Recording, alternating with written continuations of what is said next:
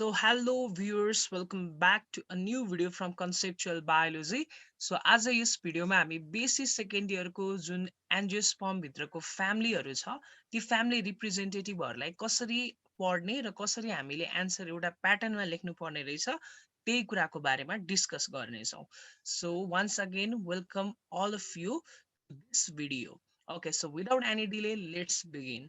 एन्जियोस्पर्ममा हामीले पढ्नुपर्ने क्वेसन जुन हाम्रो प्याटर्नमा आउँछ त्यो भनेको एउटा क्लासिफिकेसन बेस्डबाट आउँछ. यहाँभित्र तपाईँले एपिजी पढ्नु पर्यो, एपिजी फर्स्ट सेकेन्ड थर्ड, कन्क्रिस्टको नि पढ्नु पर्यो, बेन्थम हुकरको नि पढ्नु पर्यो र अरू विभिन्न हिस्ट्रीमा रहेका जति पनि classification system that is based on एन्जियोस्पर्महरू छन् ती सबैको बारेमा पढ्नुपर्ने हुन्छ. तर हाम्रो एन्जियोस्पर्मकै अर्को पाटोमा हामीलाई फ्यामिली सोध्छ भनेर मैले हजुरहरूलाई अगाडिको भिडियोहरूमा पनि एक्सप्लेन गरेको छु. हामीले फ्यामिली जम्मा जम्मी 10 वटा पढ्न पर्ने हुन्छ.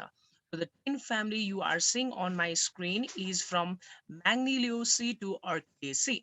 Magnoliaceae देखि तपाईको जुन Orchidaceae सम्म छ यिनीहरू सबै फ्यामिली पढ्न पर्ने हामीले बीएससी सेकेन्ड इयरमा हो. तर त्यो पढ्न पर्ने जुन फ्यामिलीहरू भन्दा अगाडि हामीलाई प्लान्ट मर्फोलोजीको कन्सेप्ट चाहिन्छ. यहाँ आएर म्याक्सिमम स्टुडेन्टले गाह्रो मान्छन्. Plant morphology is vast topic. यो भास्ट किन पनि छ भने यसमा एकदमै ज्यादा धेरै कन्टेन्टहरू छ. कन्टेन्टको भरपुर मात्रा भएको कारणले गर्दाखेरि पनि यो प्लान्ट मर्फोलोजी पढ्न चाहँदैनन्, जसले गर्दाखेरि म्याक्सिमम स्टुडेन्टलाई यो फ्यामिली पढ्न पनि मन लाग्दैन र बुझ्दैनन् पनि र अन्तिम उपाय उनीहरू घोकेर गइदिन्छन्. तर यदि तपाईँले प्लान्ट मर्फोलोजी राम्रोसँग पढेर जानुहुन्छ भने तपाईँले यो म्याग्नोलिएसीदेखि तपाईँको जुन यो अर्किडेसीसम्म रहेका 10 वटा फ्यामिली जुन यहाँ तपाईँले देखिराख्नु भएको छ मजासँग यिनीहरूको एन्सर तपाईँले लेख्न सक्नुहुन्छ.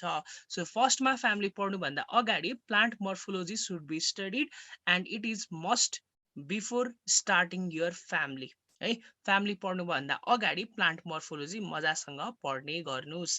त्यसमा भेजिटेटिभ क्यारेक्टर्स, फ्लोरल क्यारेक्टर्स सबैको कन्सेप्ट तपाईँको यही प्लान्ट मर्फोलोजीले दिन्छ. अब हामीलाई क्वेसन आयो रे एउटा फ्यामिलीको बारेमा लेख भनेर. सपोज हामीलाई क्वेसन आयो रे क्यारियोफाइलेसी फ्यामिलीको बारेमा डिस्क्रिप्सनमा हरेक कुरा लेख भनेर 10 मार्क्समा. अब त्यसको एन्सर कसरी गर्ने यो भिडियोमा म तपाईँहरूलाई भन्छु. सो एउटा जुनसुकै फ्यामिली तपाईँहरूको 10 वटा मध्ये एउटा फ्यामिली तपाईँहरूको क्वेसनमा दियो भने जेनरल प्याटर्नमा यो जेनरल क्राइटेरियाहरूलाई फुलफिल गरेर तपाईँले एन्सर लेख्नु पर्ने हुन्छ. So the first criteria I have given is classification.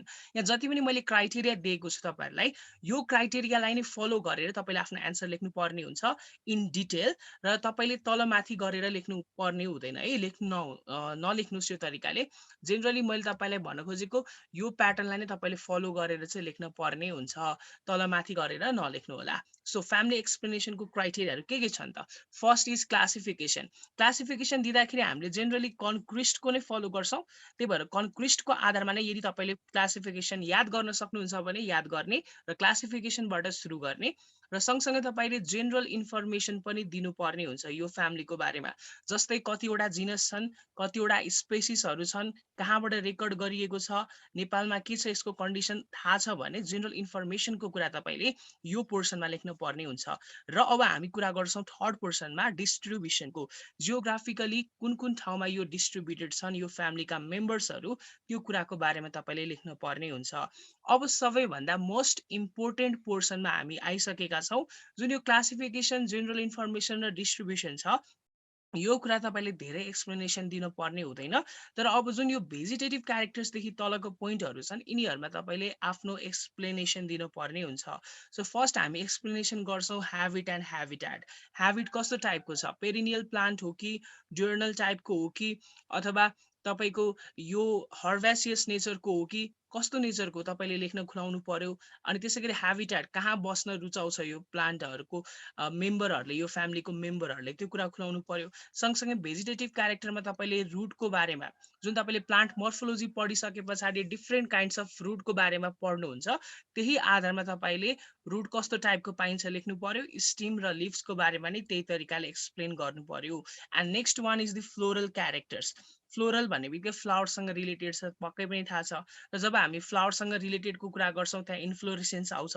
अब इन्फ्लोरेसेन्स कस्तो टाइपको छ, रेसिमो छ कि साइमो छ कि अथवा डिफ्रेन्ट काइन्ड्सको जुन प्लान्ट मोर्फोलोजीमा पढिसक्नुहुन्छ त्यही कुराहरूलाई तपाईँले इन्फ्लोरेसेन्समा एक्सप्लेन गर्नु पर्यो। र अब तपाईँले फ्लावरको कम्प्लिट पार्ट्सहरू जुन 4वटा छ त्यसको बारेमा वान बाई वान एक्सप्लेन गर्नु पर्यो। द्याट इज क्यालिक्स, कोरोला, एन्ड्रोसियम र गाइनोसियम। ओके, यसको बारेमा तपाईँले एक्सप्लेन गर्नुपर्ने हुन्छ। र त्यस पछाडि फ्लोरल क्यारेक्टर्स पछाडि फ्रुटको बारेमा एक्सप्लेनेसन गर्ने र पोलिनेसन कुन टाइपको हुन्छ त्यसको बारेमा अलिकति एक्सप्लेनेसन गर्ने र सिडको बारेमा पनि एक्सप्लेनेसन गरिसके पछाडि अन्तिममा तपाईँले जुन यो भेजिटेटिभ क्यारेक्टर्स र फ्लोरल क्यारेक्टर्स बेसिकली फ्लोरल क्यारेक्टर्सबाट जे कुराहरू तपाईँले टिप्नु भएको छ, पोइन्ट आउट गरिसक्नु भएको छ, त्यो पोइन्ट आउट गरिसक्नु भएको कुरालाई तपाईँले फ्लोरल फर्मुलामा एक्सप्लेन गर्न पर्ने हुन्छ। फ्लोरल फर्मुलामा एक्सप्लेन गरिसके पछाडि त्यसैको फ्लोरल डायग्राम तपाईँले पेन्सिलले बनाउनु पर्ने हुन्छ। र अब +2 भन्दा अलिकति फरक यहाँ फ्यामिलीको एक्सप्लेनेसन गर्दा के छ भने बिएससी सेकेन्ड इयरमा तपाईँले यो 3टा पोइन्टहरू पनि जोड्न पर्ने हुन्छ। That is economic importance. यो फ्यामिली भित्र पर्ने जतिसुकै मेम्बर्सहरूको इकोनोमिक इम्पोर्टेन्स के छ त्यसको एक्सप्लेनेसन दिने र सँगसँगै एफिनिटिज दिनुपर्ने हुन्छ। जस्तै मैले एउटा क्यारियोफाइलेसीको एक्जाम्पल दिएको छु भने क्यारियोफाइलेसीको एफिनिटिज अरू फ्यामिलीहरूसँग अथवा अरू एन्जियोस्पर्मको रिप्रेजेन्टेटिभहरूसँग के छ त्यसको एफिनिटिज लेख्नु पर्ने हुन्छ। एफिनिटिज भित्र तपाईँले 2टा कुरा लेख्नुहोस्। एउटा त डिसिमिल्यारिटिज के छन्, डिसिमिल्यारिटिज के छन्, र अर्को भनेको सिमिल्यारिटिज के छन्। यो कुरालाई तपाईँले ध्यानमा राख्दै तपाईँले एक्सप्लेनेसन गर्न सक्नुहुन्छ एफिनिटिजको। र अन्तिममा छ सिस्टमेटिक्स। सिस्टमेटिक्समा गर्नुपर्ने भनेको क्लासिफिकेसनै हो।